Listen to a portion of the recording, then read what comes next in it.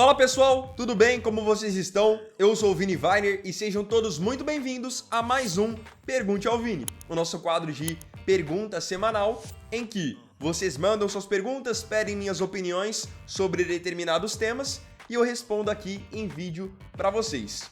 Hoje vamos falar muito sobre o Super Mundial, por tudo o que está acontecendo, selecionei várias perguntas nesse sentido e vou responder agora. Lembrando, quer ter a chance de eu responder a sua pergunta ou o seu pedido na semana que vem?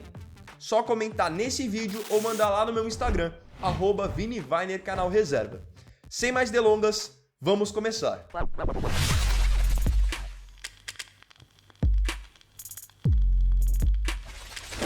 Eu queria começar não exatamente com uma pergunta, mas com um comentário interessante que eu vi no último vídeo, que foi feito pelo Eduardo Henrique. O Eduardo colocou: já virou rotina todo sábado assistindo Pergunte ao Vini, comendo um rango. Então, Eduardo, fico feliz que você esteja acompanhando todo final de semana. Vejo que muitos de vocês gostam do quadro e queria só agradecer imensamente pelo carinho de todos vocês. Principalmente no último vídeo, muitos comentários positivos, muita gente dizendo que gosta de mim, do canal, então eu só tenho a agradecer, tá bom? Muito obrigado e agora sim vamos para as perguntas. O Tomás Araújo, ele perguntou: Vini, você acha que o Cruzeiro tem chances de vencer o Brasileirão esse ano? Tomás, obrigado pela participação, um abraço para você. Eu acho que sim.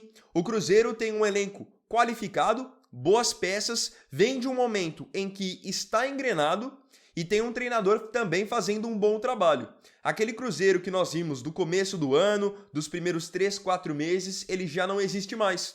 O Leonardo Jardim conseguiu engrenar esse time, dar uma cara para essa equipe, tornar a equipe competitiva. Então eu entendo que sim, o Cruzeiro tem totais condições de brigar pelo título do campeonato, junto com o Palmeiras, junto com o Flamengo, junto com o Botafogo, que são os times que eu enxergo mais qualificados no momento e também com as melhores peças. Pergunta agora feita pelo Bruno Moreira. Você sempre quis trabalhar com a internet? Bruno, interessante a sua pergunta, um abraço para você. Vou falar algo aqui que eu nunca falei em nenhum outro lugar e em nenhum outro vídeo.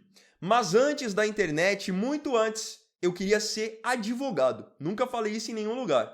Mas eu tinha essa intenção de ser advogado e quando eu fui começando a entrar no ensino médio na escola foi quando eu comecei mais ou menos o canal, ali em 2015 e 2016. Como eu já gostava muito de futebol, então foi natural que eu começasse depois a ir mais para o lado do jornalismo e me distanciar daquela ideia de fazer faculdade de Direito. No fim das contas, eu até fiz 4 semestres de jornalismo, como eu já falei em outro vídeo do canal, mas quando estava para voltar para o presencial pós-pandemia, eu acabei deixando o curso de lado só para me dedicar à criação de conteúdo aqui no canal e nas minhas outras redes. Alessandro Lima: será que o Gerson está fazendo certo saindo do Flamengo? Alessandro, muito obrigado pela pergunta, um abraço para você também, grato pela sua interação nesse sábado.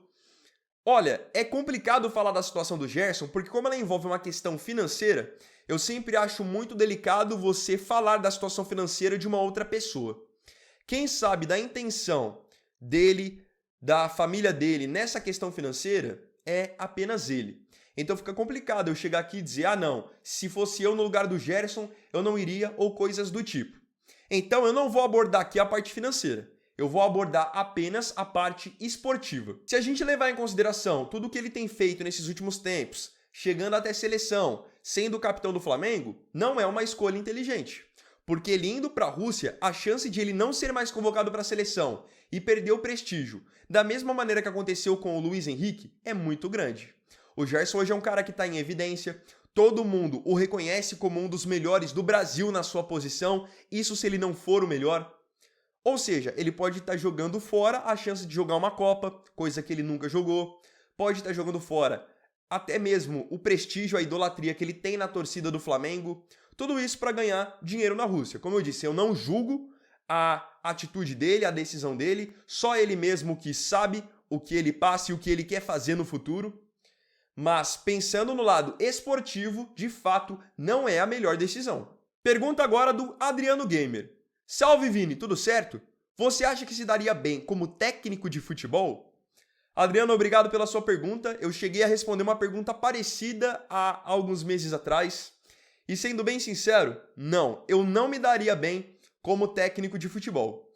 Uma coisa é eu passar alguns dos meus conhecimentos e das minhas análises aqui em vídeo para vocês. Da mesma maneira que eu sei que muitos de vocês também fazem ótimas análises daí da casa de vocês. Agora, você tem que viver o dia a dia de um treinador, o dia a dia do futebol, é outro patamar. É você ter que lidar com ego, você ter que lidar com gente querendo puxar o seu tapete, com pressão, ainda mais em futebol brasileiro, zero estabilidade. Então é uma vida muito complicada. E, querendo ou não, a gente olha os treinadores que estão na primeira prateleira aqui no Brasil, que ganham bem, como um Abel Ferreira, um Renato Gaúcho, um Felipe Luiz, mas essa não é a realidade da maioria. Quem pode se dar o luxo de viver com um salário milionário e dirigir as melhores equipes do Brasil, acredito que não são nem 2% dos treinadores. Então não, eu não me daria bem, até porque eu já tive oportunidades como técnico no futebol amador e realmente foi uma grande dor de cabeça para mim. Não gostei da experiência, apesar de ter conquistado alguns títulos amadores, mas é algo muito complicado, gente. Você lidar com pessoas no dia a dia, você ter que lidar com o ego de deixar fulano de fora, ciclano no banco, é muito difícil. Então, se eu já tive diversas dificuldades no nível amador, imaginem no profissional. Vamos agora com a pergunta do Cosmo Feliciano. Como tem enxergado o nível dos times portugueses no Mundial? Cosmo, muito interessante essa sua pergunta, porque nós estamos vivendo um momento em que está muito em alta essa discussão de se o futebol brasileiro é superior ao futebol português, coisas do tipo. E essa discussão foi iniciada especialmente depois do empate entre Palmeiras e Porto na primeira rodada do Super Mundial. Como que eu enxergo isso? No meu entendimento, o futebol brasileiro é sim mais competitivo do que o futebol português. Hoje você tem em Portugal um time que está fora da curva, no meu entendimento, que é o Sporting, que tem um atacante que hoje está muito acima do nível dos demais, que é o Gyökeres, que deve até trocar de clube na próxima janela. Só que o restante, eu enxergo que Porto, Benfica, até o restante do time do Sporting, eles são completamente compatíveis, isso se não estiverem abaixo de muitos times do futebol brasileiro. E eu acho que o Palmeiras e Porto, ele escancarou isso. Logo em seguida, nós tivemos um Boca Juniors e Benfica, onde nós também vimos um Benfica em grandes dificuldades. O ponto que eu quero levantar aqui é o seguinte: uma coisa é você jogar lá em Portugal, com distâncias curtas, enfrentando adversários bem mais frágeis do que os do Brasil, e você conseguir fazer grandes pontuações. Você ter a oportunidade de jogar uma Liga Europa, jogar uma Liga dos Campeões. Agora, aqui no Brasil tem que ser mais valorizada essa questão de, por muitas vezes, a gente vê um Palmeiras, um Flamengo, um Botafogo fazendo uma campanha boa no Brasileirão, onde você tem que jogar contra o Fortaleza lá no calor, depois você joga no frio contra o Juventude, aí você faz um jogo em casa e quando é meio de semana, você tem que viajar para altitude para fazer um jogo da Libertadores. Então assim, o futebol brasileiro, ele é mais competitivo no meu entendimento em nível de qualidade e ele é mais difícil de ser disputado. E mesmo assim, nós vemos que os times brasileiros estão acima dos portugueses. Esse Mundial é uma prova disso. É que no meu entendimento, alguns torcedores portugueses acham que só porque estão na Europa, estão acima do Brasil, e isso não é verdade. Eu vou até dizer mais. Futebol francês hoje, se você tirar o Paris Saint-Germain, o restante dos times, também estão abaixo dos times brasileiros. Pergunta agora feita pelo Eduardo Vaz. Vini, o que você achou da vitória do Botafogo contra o PSG? Eduardo, obrigado pela pergunta, um abraço para você. Eu fiquei muito surpreso e ao mesmo tempo muito feliz. Já tinha falado para vocês em outros vídeos do canal que estou torcendo demais para os times brasileiros, porque eles são, nesse momento, os representantes do nosso país. E ainda mais se tratando de uma Copa do Mundo, vou sempre torcer pelas nossas equipes. Então eu fiquei muito surpreso mesmo. Porque uma coisa é o Palmeiras empatar com o Porto e o Fluminense empatar com o Borussia, que são times que eu enxergo que não são da primeira prateleira da Europa. Agora, no caso do Botafogo, eles venceram o número 1 do momento. O time que venceu o Campeonato Francês, Copa da França, Liga dos Campeões, que joga numa intensidade absurda, que fez 5-0 na Inter de Milão na final da Champions, tem diversos jogadores de seleções internacionais. Enfim, um time incrível num momento incrível. Então eu fiquei muito surpreso, ao mesmo tempo muito feliz. O Botafogo fez um jogo assim, de almanaque, principalmente na parte defensiva, perfeito. Tanto que se vocês analisarem lance a lance, o PSG não conseguiu criar uma chance clara de gol sequer contra o Botafogo. Isso mostra que os nossos times, eles com tempo para treinar, numa estrutura legal, podem sempre render num nível muito melhor do que nós estamos acostumados a ver semana após semana, onde eles são, de certa forma, sabotados pelo calendário, pelas viagens longas aqui no Brasil, pelos gramados ruins. Esse jogo Botafogo e PSG foi uma prova disso. Não estou dizendo que o Botafogo é o melhor do mundo, melhor que o PSG e que o PSG é ruim, nada disso. O PSG continua sendo o melhor time do momento. Só que o Botafogo mostrou que nós temos nível, pelo menos, para competir. Coisa que antes eu não enxergava com equipes do primeiro nível. Agora a pergunta do Newton Guzmán. Boa tarde, Vini. Está surpreendido com o rendimento dos times brasileiros no Super Mundial? Newton, obrigado pela pergunta. Ela até quase com um complemento da pergunta anterior, feita pelo Eduardo Vaz. E sim, eu estou surpreendido. Principalmente, fiquei surpreendido com o Fluminense. Porque se você compara a atuação que o Fluminense teve contra o Borussia Dortmund com atuações que ele vinha tendo no futebol brasileiro, você vê que ele jogou contra o Borussia num nível acima. E aí entra tudo isso que eu falei pra vocês, de calendário, de você ter tempo pra treinar, você jogar num gramado legal. Tô surpreendido positivamente. Tá sendo muito bom ver os times brasileiros mostrando o seu valor pro restante do mundo. E até mesmo times de outros países têm a oportunidade de mostrarem seus valores também, como o Monterrey do México, que na estreia empatou com a Inter de Milão, fez um bom jogo. O River Plate fez um bom jogo contra o Urawa e acho que pode fazer um bom jogo contra a Inter também. O que esse Super Mundial está mostrando de uma maneira geral é que não existe só futebol na Europa. Outros times, outros mercados conseguem montar também equipes organizadas e competitivas, mesmo sem o mesmo poderio financeiro. Eu até comecei a mudar um pouco o meu pensamento. Se vocês pegarem o meu vídeo da semana passada, vocês vão ver que, no meu entendimento, o máximo que um time brasileiro poderia chegar seria nas quartas de final, dependendo do chaveamento que ele pegasse.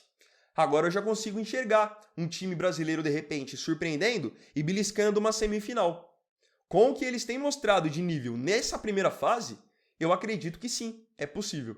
E a última pergunta é do Caio Damasceno. Opa, Vini, parabéns pelo crescimento do seu canal. Queria ver sua opinião sobre os times europeus estarem reclamando de questões como calendário e calor nessa Copa do Mundo de Clubes. Caio, obrigado aí por ter me desejado sucesso no canal. Muito obrigado pela sua pergunta também. Olha só que curioso, os times europeus reclamando de calendário e de calor. Aqui no Brasil, ao longo de todo o ano, os times brasileiros são colocados em situações como essas. Calendário apertado, um jogo a cada 2-3 dias, jogar uma hora no calor, outra hora no frio, outra hora na altitude na Libertadores ou na Sul-Americana. É algo muito complicado e que a gente consegue se adaptar. Eles dizerem que estão sofrendo com isso ou que estão performando abaixo por calendário e calor, para mim é só uma mera desculpa. Eles de fato não estão acostumados com essas adversidades, mas por tudo que eles investem e com as estruturas que eles têm, eles precisam se adaptar. Para mim isso é muito claro. Então, quando um time brasileiro joga 60, 70 jogos no ano e vai enfrentá-los no Mundial, não tem problema, eles nunca falaram nada a respeito disso. Agora, quando eles vêm de 40, 45 jogos e pegam calor, eles querem reclamar? Para mim não faz sentido. Os times brasileiros que estão no Super Mundial, a maioria aí já fez 35, 40 jogos no ano e estão rendendo em bom nível no Super Mundial. Aí você vê times europeus reclamando que fizeram 50 jogos e estão cansados, estão desgastados. Para mim, isso é quase que só uma desculpa por não estar rendendo. Agora eles estão começando a ver como que é a realidade dos times que jogam aqui no Brasil e precisam performar, além de todas essas situações adversas, com uma pressão absurda das torcidas e também da imprensa. O Carlos Alberto nunca teve tanta razão naquilo que ele disse há anos atrás, de que se você pegar o Real Madrid e colocar ele para jogar uma Série B, ele vai ter dificuldade. E o porquê que ele vai ter dificuldade? Porque é gramado ruim aqui, gramado ruim ali, calor aqui, frio lá. É algo muito complicado, sem contar as viagens que desgastam os jogadores, bagunça o sono, tudo muda. E eles estão vendo agora isso, essa realidade. Com o Super Mundial sendo feito fora da Europa, eles estão finalmente saindo da zona de conforto e estão vendo que o mundo não é tão perfeito como eles achavam que era. E aí agora eu queria saber de você aqui nos comentários, suas opiniões sobre as perguntas que eu respondi nesse vídeo. Não se esqueça de comentar.